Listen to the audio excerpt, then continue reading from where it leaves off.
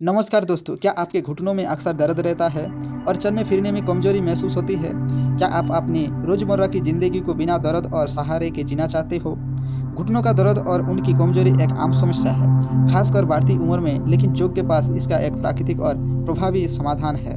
जो केवल शारीरिक लचीला ही नहीं बढ़ाता, बल्कि ये आपको घुटनों को सहारा देने वाली मांसपेशियों को मजबूत करता है, जोड़ों की जकड़न को कम करता है और उनकी रक्त संचार के बेहतर बनाता है। इन 10 विशेष योगासनों का नियमित अभ्यास करने से आपको घुटनों को नए जान दे सकता है। ये आसान और प्रभावी आसन है जो आपको दर्द से राहत दिलाकर, आपके पैरों को शक्तिशाली बनाकर और आपके शरीर में संतुलन स्थापित करके आपको एक स्वस्थ और सक्रिय जीवन जीने में मदद करेंगे। तो आइए जानते हैं इन 10 चमत्कारिक योगासनों के बारे में जो आपके घुटनों को बनाएंगे फौलादी और दर्द को करेंगे दूर।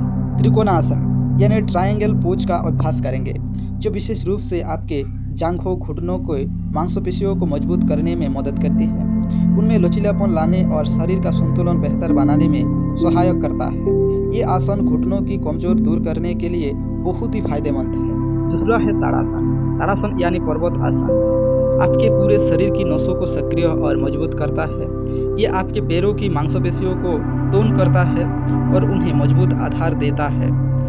इसके नियमित अभ्यास से आपको संतुलन बेहतर होता है और ये आपकी पोजीशन को भी सुधारता है। ये आसन आपकी रीढ़ को भी लंबा करने में मदद करता है। वीरभद्रासन। वीरभद्रासन यानी जुद्धो आसन आपके पैर और घुटनों के आसपास की मांसपेशियों में अद्भुत ताकत और सहन शक्ति भरता है। ये आपके रक्त संचार को बढ़ाता है। इस आसन को करने से आपका आत्मविश्वास और शारीरिक संतुलन भी बढ़ता है। चौथा है उत्कट आसन। ये आपकी पैरों की मांसपेशियों को मजबूत करके घुटनों की स्थिरता देता है। ये आपके पेट के अंगों को उत्तेजित करता है, जिससे पाचन में मदद मिलती है। ये सहन शक्ति के लिए बहुत जरूरी है। पांचवा है सेतु बंधन आसन। सेतु बंधन आपकी घुटनों की स्थिरता को बढ़ाता है।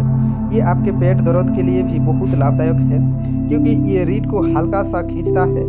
ये आसन सीने को खोलकर फेफड़ों की क्षमता बढ़ाता है और तनाव कम करने में भी मदद करता है। छठा है वज्रासन।